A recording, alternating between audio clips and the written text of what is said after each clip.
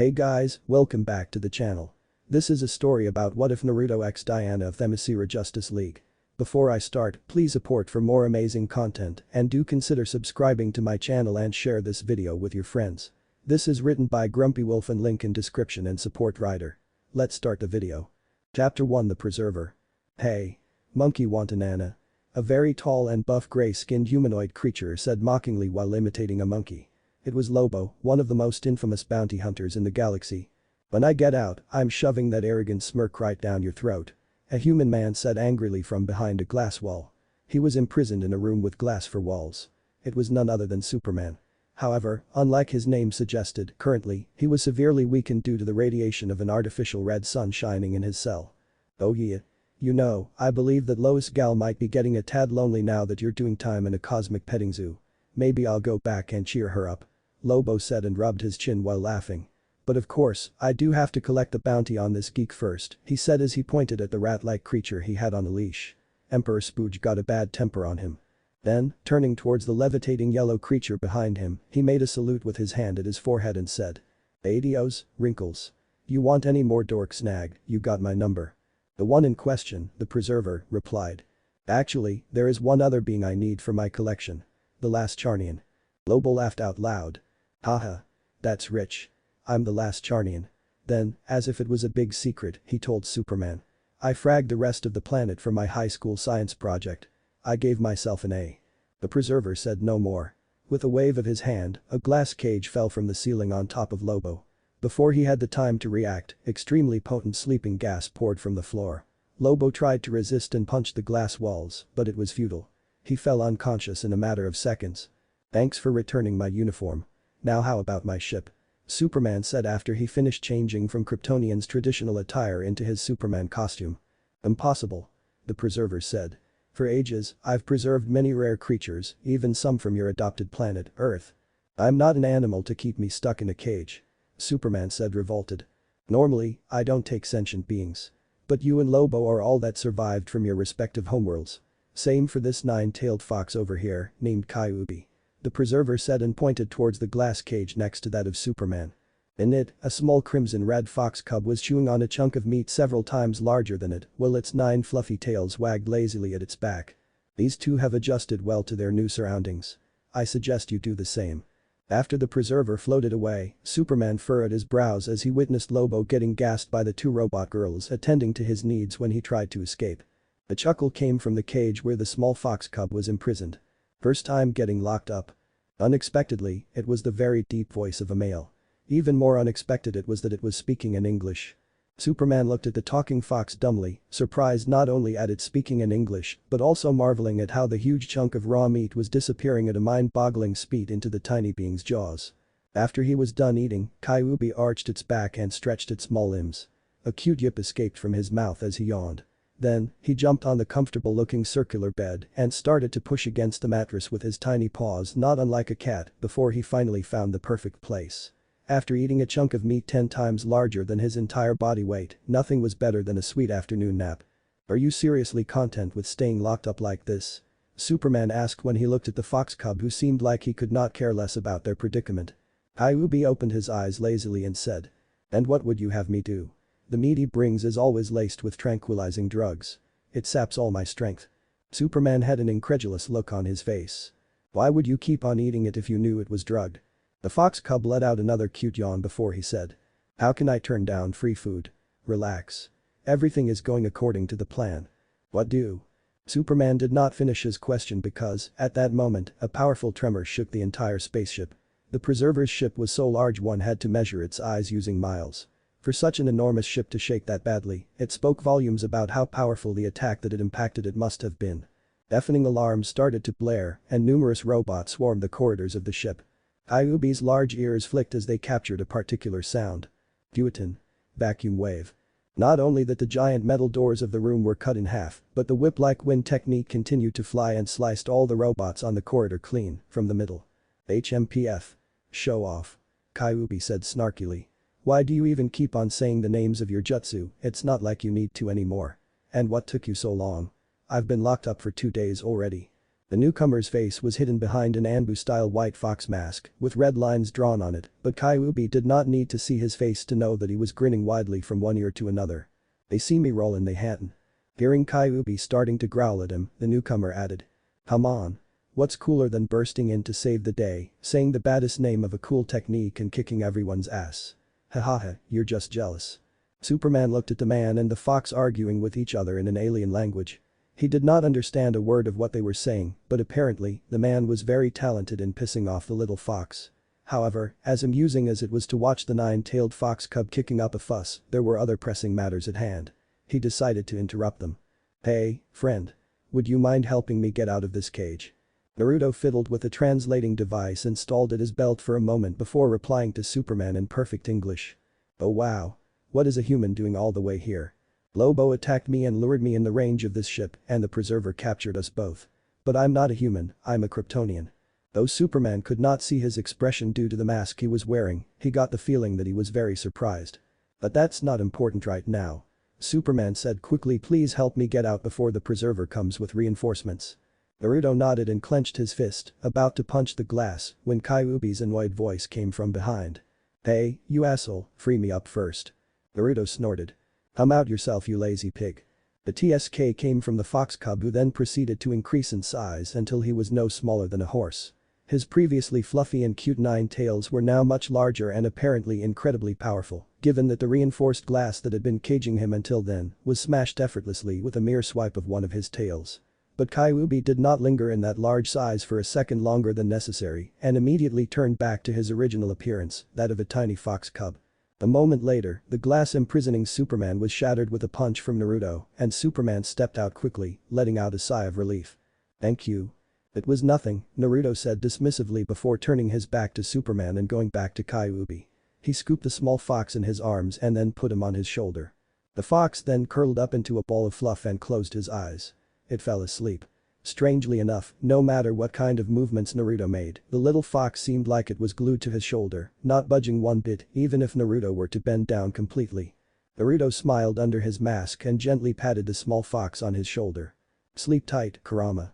I'll take care of these annoyances," he said, and his hands began to form a series of hand seals when another group of robots appeared at the end of the corridor. This time around, a vortex of razor-sharp wind shot from his mouth and shredded to bits everything in its way. "Don't forget your promise, Lobo. You said that you'll leave me and everyone else on Earth alone. The main man's word is his bond, man," Lobo said. Unlike his normally flippant and goofy attitude, the Charnian appeared to be very serious. It seemed as though he truly lived by what he said, that he never went back on his words. Naruto whistled impressed. "He's a psychopath that murdered his entire race, but he does have his good points too, eh?" he muttered to himself. Not going back on one's word was something that Naruto could respect since he was exactly the same. Lobo came to him and extended his hand for a handshake. "I owe you one. I'll pay back this favor anytime you will need it." And with that, he jumped on his space bike and left the dry dock of the spaceship. "See you around, big guy," Naruto said and waved towards Superman as he turned around. "You better not stick around. This ship will self-destruct any moment now." Speaking of the devil, just as he finished his words, a loud but clear robotic voice was heard through the entire ship of the preserver. Initializing self-destructing sequence. Remaining time until the explosion of the ion engines and reactor. 5 minutes. As he was leaving, Naruto felt a heavy hand pat him on the shoulder. Superman's angry voice came from behind. "Why did you do that?" Naruto tilted his head in confusion. "Do what?" Superman was even more irritated at his reaction. "All these creatures are now going to die. I could have saved them. I could have taken them to Earth." Naruto shrugged his shoulders. "I didn't know you were such a bleeding heart. It's unfortunate that they will die but it can't be helped. Would it have been better to leave this ship as it was and let it end in the wrong hands? Imagine if some space pirates took control of this ship after we left.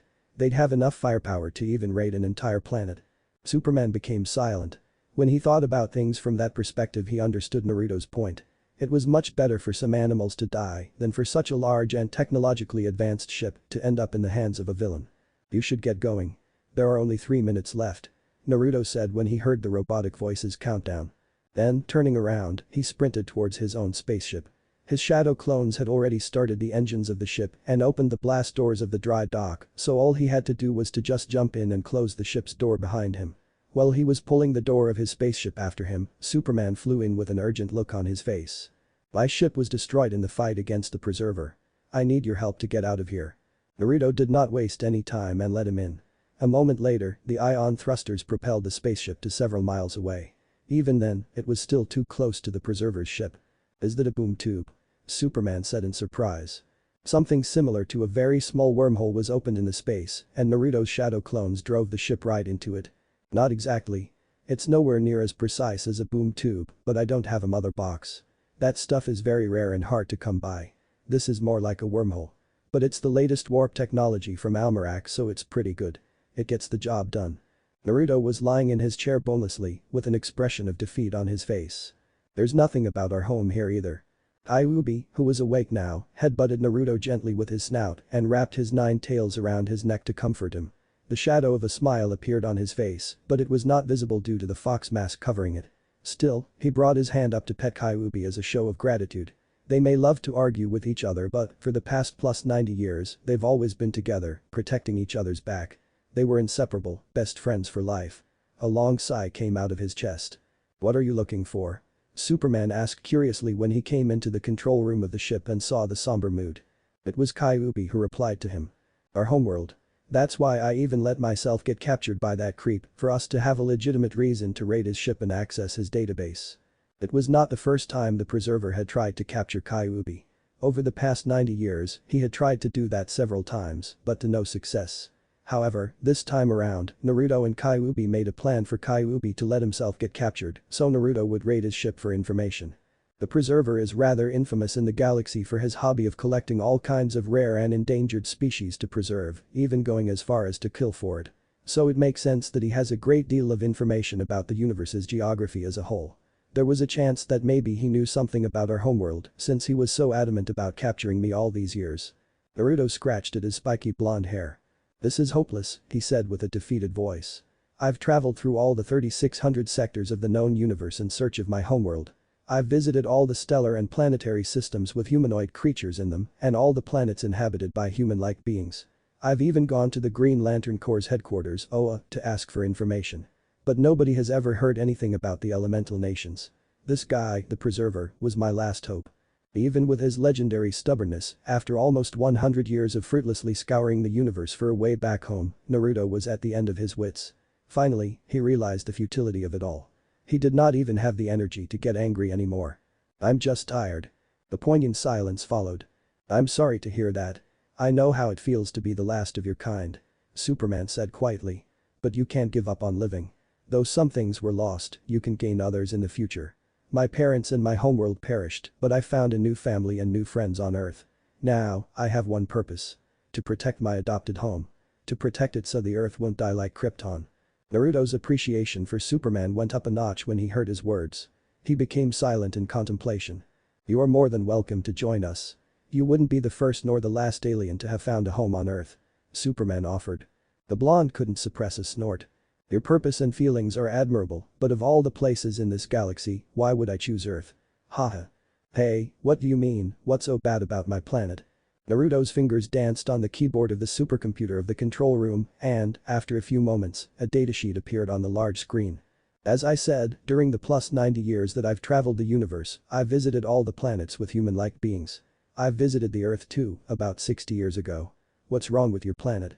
I don't know about the current situation, but when I went there was a freaking world war. Your technology was one of the most backwater I've ever seen at a sentient species in the entire universe, and it went the same for the general population's mentality too. Dictatorships focused on suppressing the population, genocides, racism, and like half of the population was struggling to find something to eat from one week to another. And that's just data that I collected in a matter of days. Why would anyone willingly come to such a place?" Superman dressed his voice awkwardly. "There were, indeed, many issues in the past. Some of them still exist, I will not lie, but we have come a long way since then. Your information is quite outdated. Our technology exploded over the past few decades to the point where we can travel in space.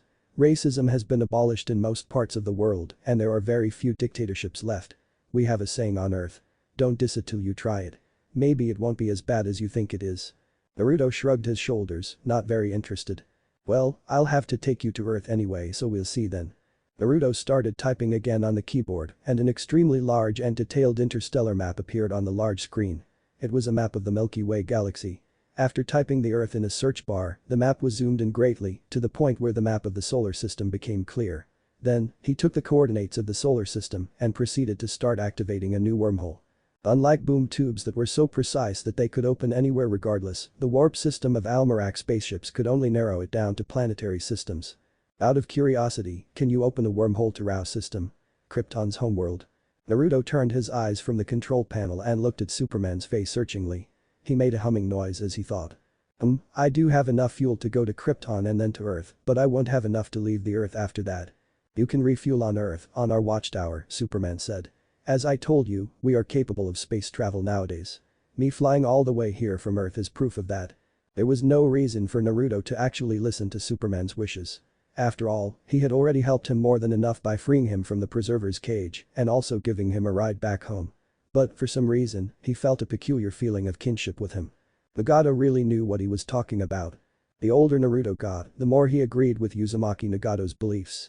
That people truly empathized and understood each other only after they felt the same pain.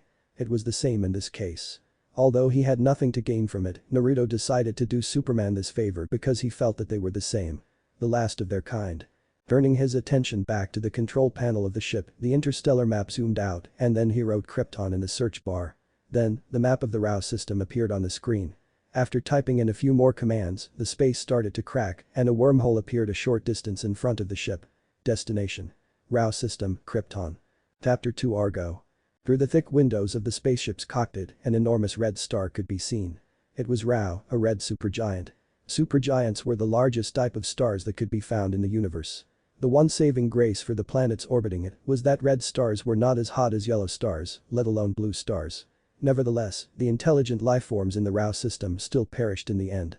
As the Almeratian spaceship flew towards the area that Krypton used to orbit, they saw a very large number of asteroids glowing with a dark green light littering the space. Chunks of matter starting from sizes of several hundred feet to even tens of miles were all that remained of planet Krypton and its moons. When civilizations as powerful as Krypton are wiped out in a single day, it makes you realize how fragile and insignificant our lives are. That no matter what great accomplishments one has in life, in front of nature, we are nothing but specks of dust. Naruto said. His facial expression could not be seen because of the mask he was wearing, but his voice was subdued, melancholic. Have you been here before? I mean on Krypton. Superman, who had been silent until then, asked. Yes, roughly 4 decades ago, to get my reward for completing a bounty. It wasn't long before it blew up now that I think of it. It came out as a shock for many beings in the entire galaxy when Krypton was destroyed. Hearing him speak about his homeworld, Superman was listening with rapt attention. You may or may not know this, but even today, dozens of years from Krypton's destruction, their technology and their relics still fetch a very high price on the legal and black markets alike. It goes to show how advanced they had been for their tech to have not become outdated even after all these years. Can't stop wondering though, how could a civilization as technologically advanced as them die out in such a dumb way? You'd think they should have easily managed to detect that something was wrong with the planet's core and at least escape, if not outright solve it. This whole situation smells fishy to me. And not just me. Anyone with a working brain would think something else happened behind the scenes. Superman clenched his fists at his words. You're right. Someone did orchestrate everything. My father was one of the leading scientists on Krypton and he had warned everyone that the planet was going to explode, but nobody in the government wanted to believe him and the results of his research. Instead, they chose to listen to the corrupted AI that they had created, Brainiac. But by the time they finally realized that Brainiac had been lying to them all along, it was too late. As far as I know, besides the criminals trapped in the Phantom Zone, I'm the last Kryptonian. My father sent me on a rocket, as a baby, to Earth, minutes before the collapse. A short video is all I have left of my parents' memory. Due to his upbringing, Superman was a very kind and pure-hearted man. One that would not willingly hurt even a fly. However, if there was someone he wanted to destroy with every fiber of his being, that was Brainiac. The god of evil, Darkseid, was a close second too. Nevertheless, that was easier said than done. Naruto, I'm hungry. Kyuubi all of a sudden said. And just like that, the solemn mood from before was completely broken. Naruto's voice sounded helpless when he spoke next. Seriously, Kurama, you ate 3 hours ago. Have some patience. You can see that there is nothing edible around, but then his words trailed off and he turned his head toward Superman. Coincidentally, Kyuubi also turned his head and licked his whiskers as he looked at Superman with a hungry look in his eyes. A chill traveled down Superman's spine and he unconsciously stepped back, inwardly starting to become alarmed. Only 3 hours had passed since he left the preserver's ship and he had been nowhere close to a yellow sun to recover his strength. Because of that, he was still severely weakened compared to his usual self. As Superman was bracing himself for what could be a battle for his life, the fox started snickering like a hyena. "I'm just kidding. Hahaha." After he stopped laughing, Kyuubi asked as though it just came to his mind. "By the way, can you Kryptonians regrow your limbs if you were to lose an arm or a leg?" The real meaning was not lost to Superman. But, before he could reply, Naruto grabbed Kyuubi by the scruff of his neck and brought him down from his right shoulder in his lap. "Stop teasing the poor boy," he said with a chuckle and, in the palm of his other hand, a glowing sphere of light blue energy took shape. "Come, tell me what flavor you want this time." At the sight of the Rasengan in Naruto's hand, Kyuubi's 9 fluffy tails started wagging excitedly. "Make it spicy," the fox said and gulped impatiently. He looked like a glutton. In the next moment, the light blue Rasengan turned red, transforming into a ball of fire.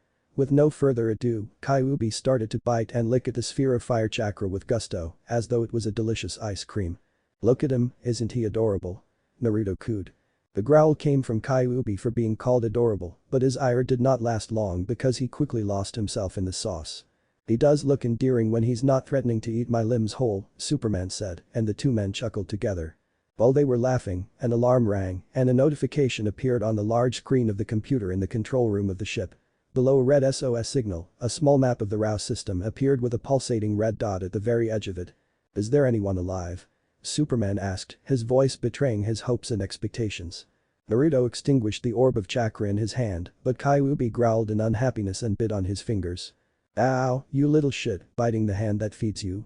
Still, it was not the time to start a fight with the fox and instead turned his attention towards the screen. He changed the destination of the ship to the coordinates shown on the map. "Don't get your hopes too high. For all we know, there is no landmass at the edge of the system, so far away from the star. Most likely it's a stranded ship requesting assistance," Naruto said. But, to Superman's delight, the blonde's words were proven to be wrong a few minutes later when a rather small planet appeared in their view. It was gray, seemingly devoid of life, and enormous cracks littered the surface, cracks in the crust that were so large that they could be seen all the way from space. It was a dead planet. Could anyone still be alive on a planet like this?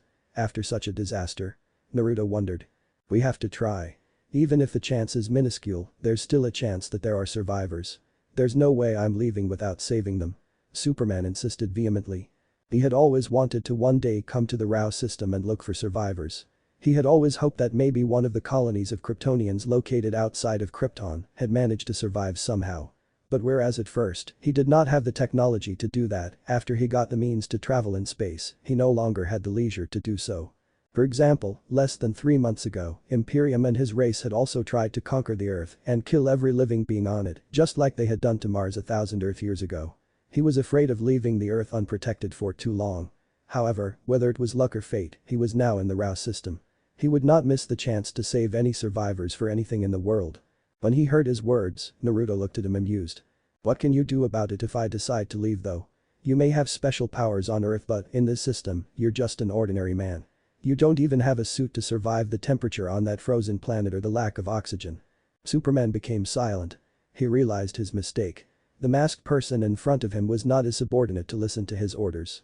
"Please, I need your help," he said and lowered his head. To his surprise, the blonde quickly agreed. "Sure. I will help you. For 40 mass units of gold." Superman's head shot up, his eyes wide. "What?" Naruto chuckled at his reaction and the fox curled up in his lap chortled too. "There's no free meal in this world, kid. You think people are going to work for you just because you said please?" The man of steel looked as though he could still not fully grasp the current situation. "You want me to pay you in gold to save innocent people's lives?" Naruto nodded. "Naturally. And you also better not forget that I freed you from the preserver's cage and gave you a ride on my ship too. That'll cost you another 30 mass units of gold. Normally, I should charge you for this detour trip to the RAW system as well, but I decided to do this one thing out of the kindness of my heart. Take it as a bonus on the house." Superman made an incredulous face, and Naruto almost started laughing out loud when he saw the small bulges in his cheeks, a sign of how hard he was clenching his teeth. Oi. You're acting as if I'm robbing you now or something. I don't know what kind of environment you've grown up in, but normal people in this universe expect to be paid for their work. Of course, you can choose not to pay, and I'll drop your sorry butt in space right now." Superman could no longer hold back his anger. "I thought you were different. I was even feeling sorry for you, I thought that you were like me. But you're just a money grubber, not that different from a highway robber. Naruto stood up from the pilot seat and the easygoing mood around him suddenly disappeared. I could have ignored and left you to rot in that glass cage and be on my way. I had no reason to take you on my ship and give you a ride to Earth because I have no business there. But I do try to help people in need if it's not too bothersome. Still, this is this and that is that. I'm a mercenary, not a priest. I don't do charity. Do you think your words of gratitude will fill my stomach or buy new parts and cover the maintenance costs for my ship? Or maybe your gratitude will compensate me for potentially risking my life in an unknown place. Wake up to reality, boy. An uncomfortable silence for Superman was instilled after Naruto said those words. Now let's cut the crap. Are you going to pay or not? Superman sighed in defeat. He understood that he could not force his lofty ideals on other living beings that were not even from Earth, much less on a mercenary. Furthermore, the man in front of him held all the cards at that moment. He and his beast were stronger than his current self, and it was their ship too. Not to mention that, as Naruto said, in his current condition, Superman had no way of surviving on the surface of that dead planet alone. He did not have a suit to protect himself from Rao's red radiation, from the extremely cold temperature or from the lack of oxygen. If he wanted to save whoever had sent that distress signal, he depended on Naruto. Lastly, he also owed Naruto a debt of gratitude. I don't recall you asking Lobo for anything. The Kryptonian still grumbled unhappily. That's because Lobo had a modicum of common sense to acknowledge by himself the debt he owed me. And yes, just one promise of his is more than enough guarantee.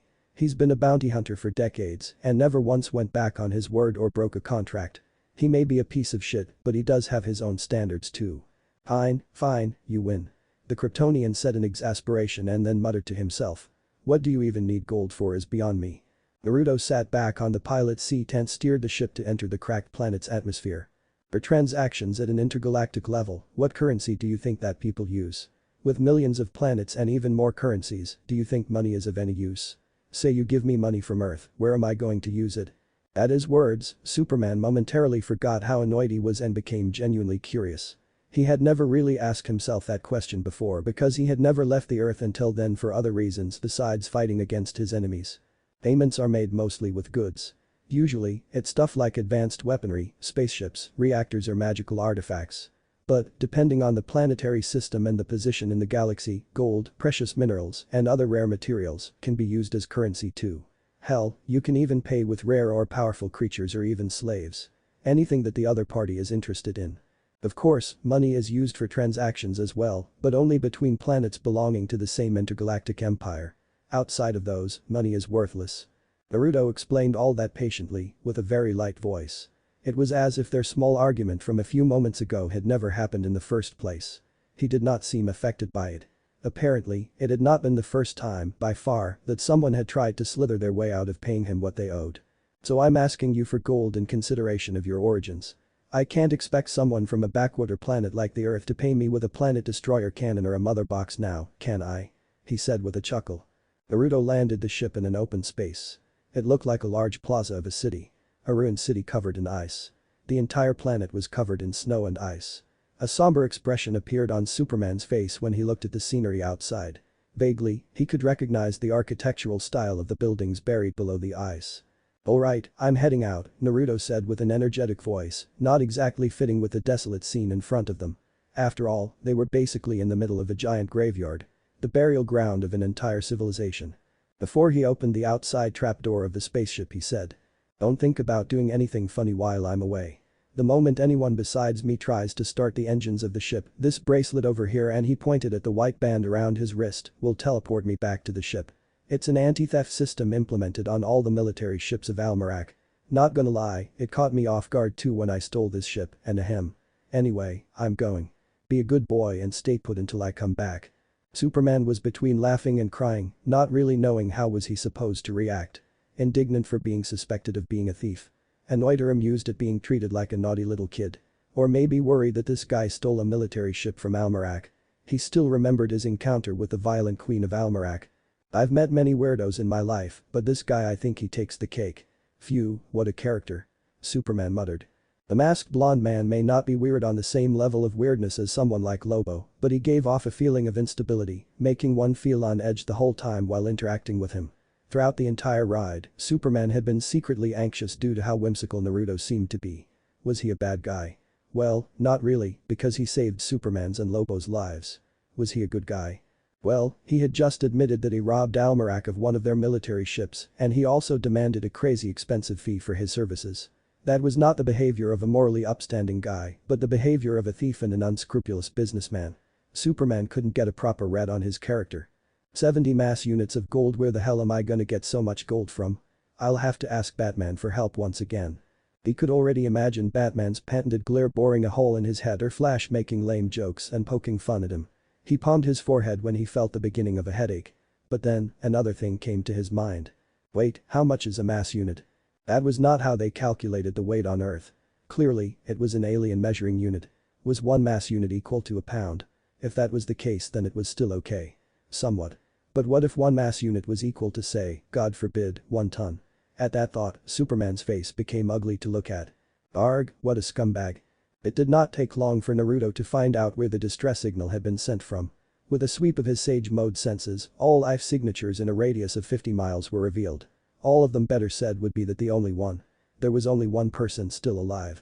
As he walked through the ruins of the previously prosperous city, he let out a long sigh.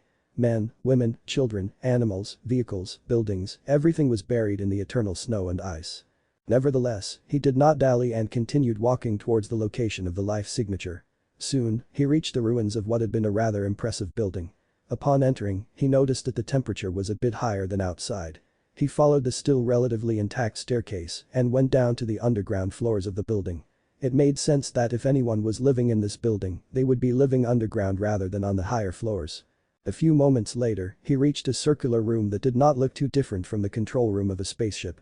The moment he stepped in, a circle of light glowed on the floor and a rather blurry hologram appeared from the device in the middle of the room. It was the image of a tall but very beautiful blonde woman in her late 30s. She looked identical to a female human. Then, a sad but warm voice resounded in the cold room.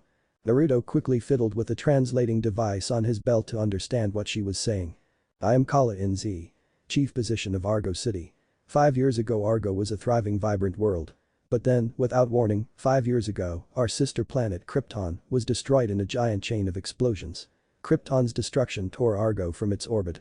It looked like the transmission was recorded 5 years after Krypton's and Argo's destruction. As the blonde woman in the hologram spoke, one of the screens in the circular room started showing clips from when the planet was still in a pristine condition and then the following catastrophe.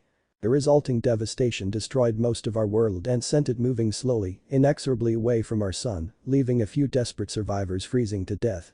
There was nothing my people could do but pray our distress signals would be answered. But now, I can wait no longer. I have taken a desperate last chance to save my surviving family. To my knowledge, we are all that is left of Argo. Please, help us. She said, tears streaming down her face. With that, the transmission ended and the hologram disappeared. Naruto sighed apathetically.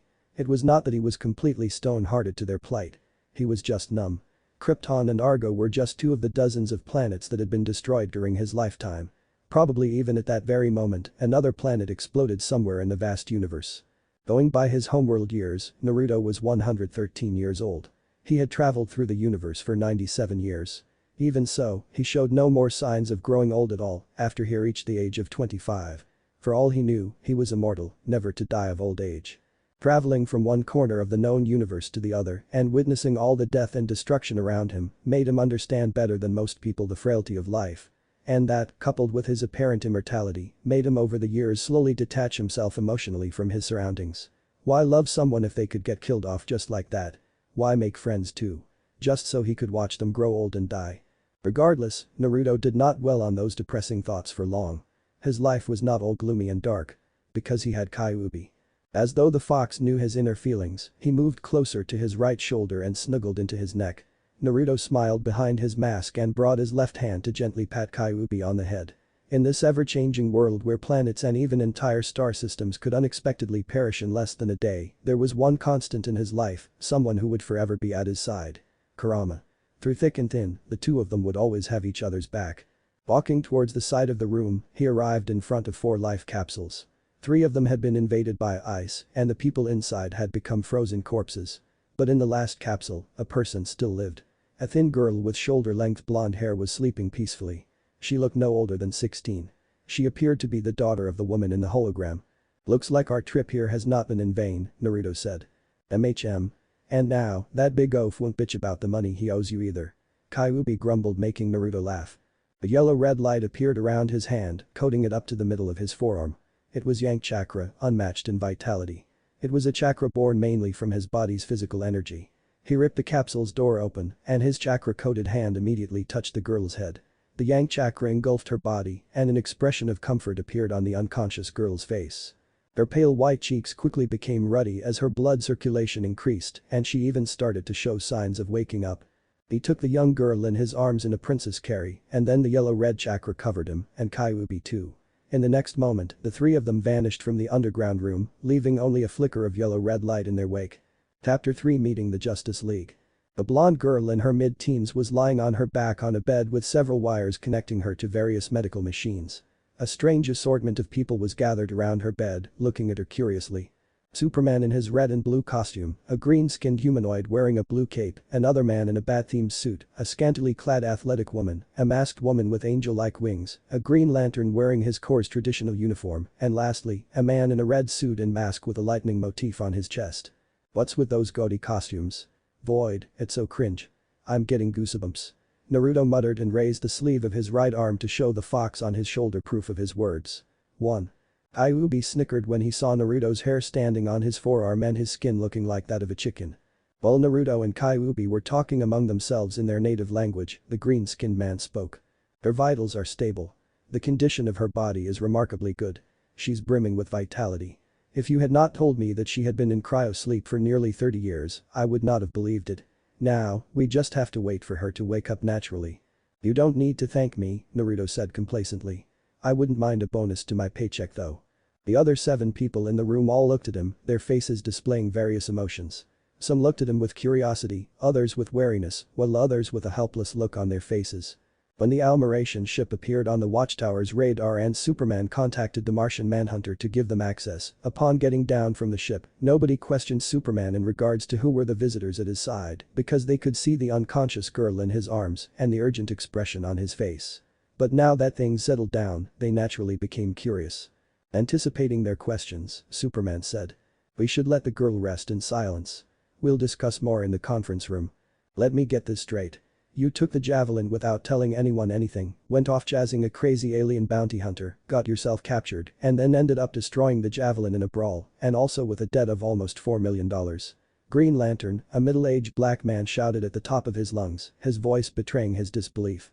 Given that Green Lanterns were the protectors of the universe, John Stewart was naturally aware of what a unit mass represented for aliens. One mass unit was equal to 1 kilogram, 2.2 pounds. Converting 70 mass units of gold into US dollars, the final result was that Superman had a debt of over $4 million. Holy moly, Flash gasped. While Wonder Woman seemed not fully aware of just how huge that amount of money was, although she had left Paradise Island a bit more than 2 months ago, she had yet to truly interact with the society of the world of men. Batman was massaging both of his temples with his hands. In contrast, a certain Thanagarian woman could not help herself. Phew. She tried to mask it by coughing in her hand, but when she took a look at the mixture of awkwardness and shame on Superman's face, all her restraint disappeared. Ahaha. She laughed out loud, beating the conference table with her palm. Talk girl. This is no laughing matter. Green Lantern barked. But Green Lantern's outrage only made her laugh harder. Dude, over 4 million. This is plain robbery. Flash said while looking at Naruto wide-eyed. Is it now? Is the life of the last Kryptonian and the last Argonian not worth that much? Allow me to expand your horizons. If I captured the 2 of them and sold them to the Sions, I reckon I'd have enough money to even buy a terraformed moon in the Vega system. A whole moon.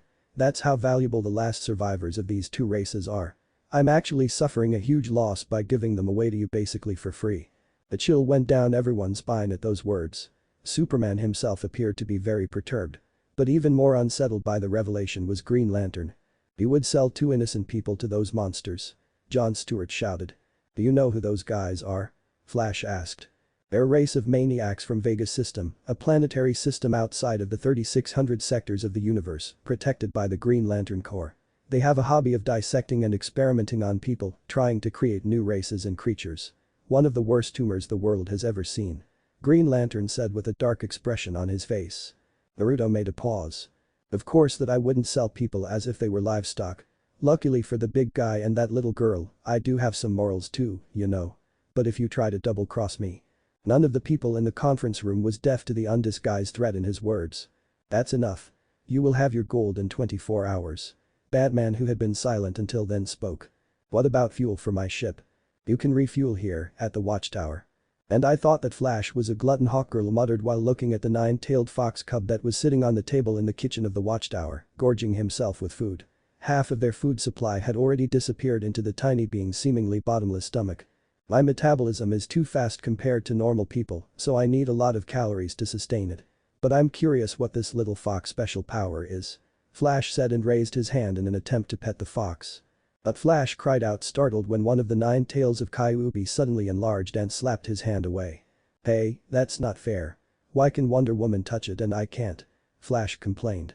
Wonder Woman was currently playing with one of Kyuubi's fluffy tails, showing a gentle expression that made a stark contrast with her normally stoic attitude as a warrior princess. Hawkgirl also tried to touch Kyuubi after Flash, but her hand was slapped away too. Now, she was sulking at his side. In fact, Wonder Woman was the only one Kyuubi allowed to get close to him. What the others did not think about and what Kyuubi did not know either was that, as someone carrying the name of the goddess of the hunt, wilderness, and wild animals, Wonder Woman had been blessed with an increased degree of affinity with wild animals and nature in general. To Kyuubi, her presence did not feel threatening, and he could also sense her emotions, or, better said, the lack of her negative feelings. In addition, having the fur on his tails caressed so gently was a wonderful feeling too, something that Naruto never did. He doesn't like you. Plus, it's common sense you don't normally touch animals when they eat. Naruto said without looking up from the tablet in his hands. Who are you calling an animal, you stupid pig? Kyuubi suddenly growled and Flash, Hawkgirl and Wonder Woman backed away from the table, startled. It talks. They unknowingly cried out at the same time. However, Kyuubi did not seem to care enough to press the issue. He was currently busy chewing on an entire chicken, straight out of the freezer. With food in front of his face, it was like the outside world ceased to exist. Naruto was also busy tinkering with the device in his hand.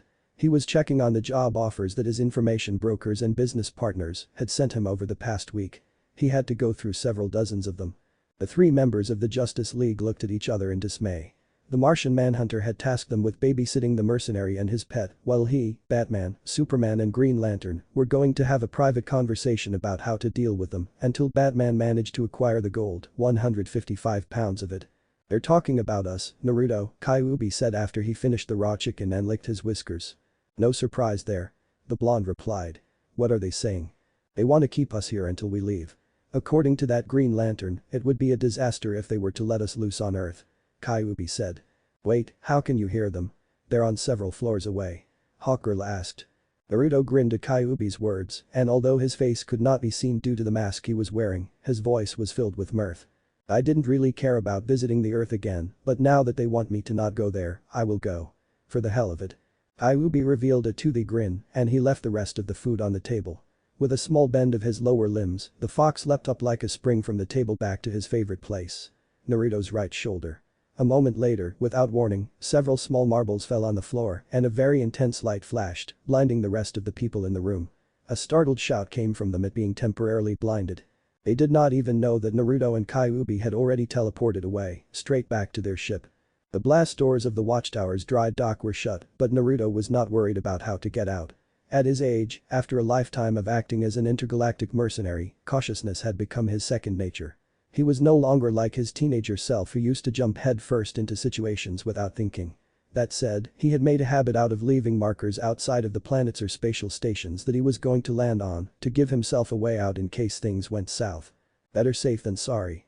The warship that Naruto had stolen from Almerac was not large. Being designed mostly for scouting purposes, it was only 150 feet long and a bit less than 70 feet wide, having a sharp triangular shape.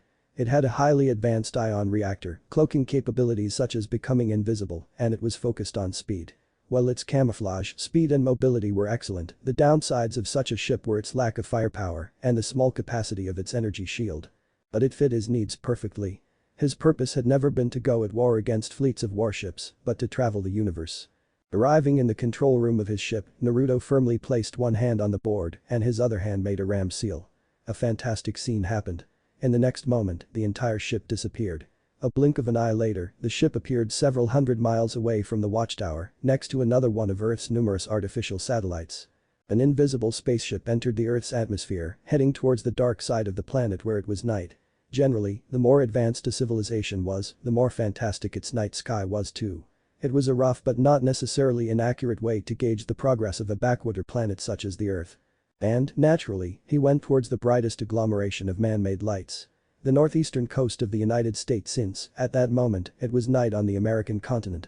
1 hour later, Naruto and Kyuubi were in a late-night restaurant on the outskirts of Boston. They were the sole customers.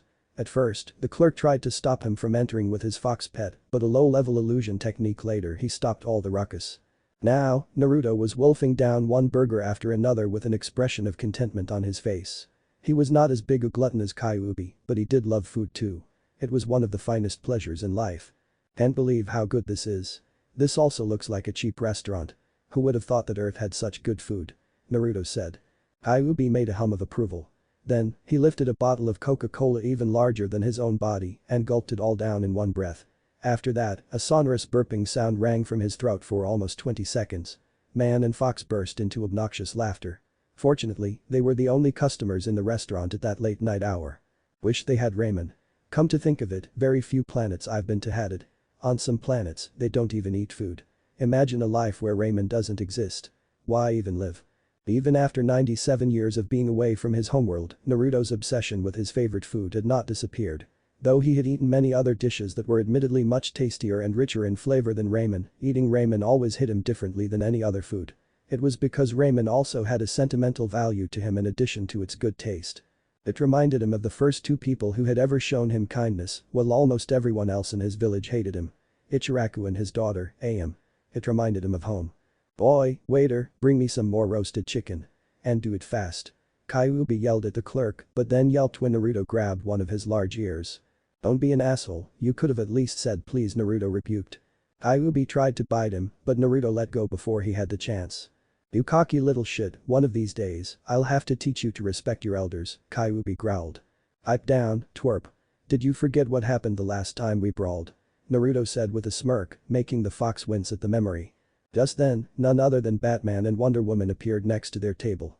Why did you run away from the watchtower? Batman said.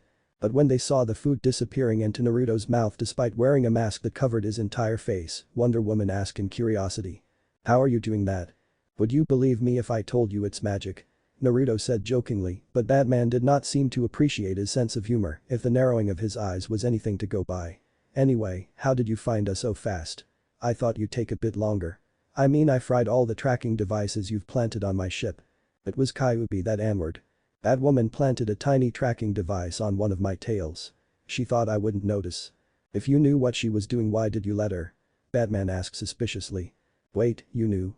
Naruto also asked. Well, someone had to pay the bill after our late night dinner. The fox said with a shrewd look in his eyes. It was not only Naruto that burst into laughter, but even Wonder Woman let out a soft giggle too. While no outward sign of anger could be seen at Batman, Kyuubi knew how annoyed he was thanks to his negative emotion sensing. But Batman's ire became apparent when he had to pay a bill of several $1,000s. It was not having to pay a few $1,000s that triggered him, but the audacity of Naruto and Kyuubi to take advantage of the Justice League like that.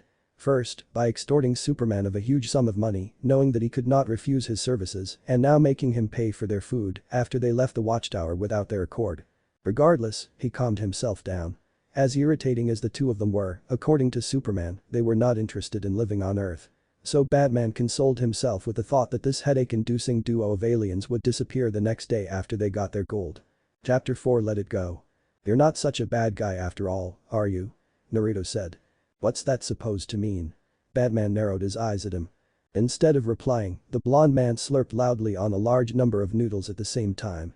It was Wonder Woman that answered his question. Behind that mean glare of yours, there is a nice personality hidden. When Naruto made a thumbs-up gesture at her showing that her words were spot on, Batman's glare intensified. The four of them were currently in the Chinatown district of Boston, in a Chinese restaurant. Batman had been the one to direct Naruto to that place after he asked if Earth had a dish known as ramen, thus, thanks to Batman, he was now in the middle of inhaling his 12th bowl of ramen.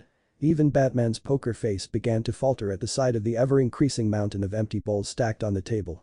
In contrast, the ever-gluttonous fox was not eating. Kyuubi was lying stretched on his back in Wonder Woman's lap, letting out quiet growls of content from the belly rub she was giving him. Finally, Naruto put down on the table the 12th empty bowl and exhaled loudly in bliss. "Are you finally done eating?" Batman asked. Though his facial expression could not be seen due to his face being covered by his mask, even while he had been eating, everyone could hear the reluctance in his voice when he spoke. "I would like to eat more, but it's enough for now. I can sense there are only 2 employees working in the kitchen at this late hour. I've already troubled them enough by ordering 12 bowls of ramen at once." Batman and Wonder Woman looked at each other strangely. This guy was despicable enough to extort Superman of $4 million, but now he was worried about overworking 2 cooks at a restaurant. They did not know what to think of him. Right at that moment, an alarming news report came up on the TV installed above the counter. A dangerous hostage situation is developing at the federal building in Metropolis. So far, the Ultra-Humanite has refused to speak with negotiators. A freak of science, the Ultra-Humanite is reportedly a genius who is also extremely dangerous. Batman and Wonder Woman jumped up to their feet. But although the situation was urgent, Wonder Woman could not help being amused when she saw that the fox cub in her lap had not fallen off when she sat up. He was still sitting perpendicularly on her lap as if he was glued to her thighs. Still, she could not afford to play around at that moment. She took the fox in her arms and handed him over to Naruto. "Do not fry this tracker too. At least if you want to get your gold tomorrow," Batman said and handed Naruto a bat-shaped tracking device. "By the way, if you need any help, I'm here. We can discuss the price later, based on contribution," Naruto offered while taking back a grumpy and unwilling fox from Wonder Woman's hands. "No thank you," Batman said categorically. "We can handle this." Then, turning towards the Amazon, he said. "Wonder Woman, let's go." "We don't need your help," he said. "We can handle this," he said. "Wahaha." Kyuubi laughed evilly from atop Naruto's shoulder. Luckily, he and Naruto were conversing in their native language because otherwise, Kyuubi would have gotten into real trouble for making fun of the current situation like that. In front of them, Batman was lying on his back on a bed in the watchtower unconscious, his body a sweaty mess. During the fight against the metahuman criminals hired by Lex Luthor, he had been bitten by Copperhead who injected him with his venom. Batman had almost died. "The venom antidote is working," Martian Manhunter said in relief and, not long after that, Batman regained his consciousness. "Welcome back," Superman said. "We were afraid we lost you." "Luthor and the others, what happened?" "They got away. All but Copperhead," Martian Manhunter answered. "I'm heading down to Stryker's to interrogate him," Superman added. "Alright, let's go," Batman said and tried to sit up, but Superman stopped him. "No, you're staying here. That venom almost killed you." So you're staying here?" Batman glared at him but did not continue to argue and sat back on the bed. However, after Superman left, Batman still did as he wanted. Despite the words of consolation from the Martian, he went straight to the computer and tracked down the location of the Injustice Gang through the tracking device that he had secretly planted on Lex Luthor. "I know this must be hard for you. Feeling vulnerable. You're the only one of us without special powers. But you don't need to prove yourself. You're a valued member of this team and we're only trying to." Batman cut off Martian Manhunter's words midway. "I'm taking the shuttle.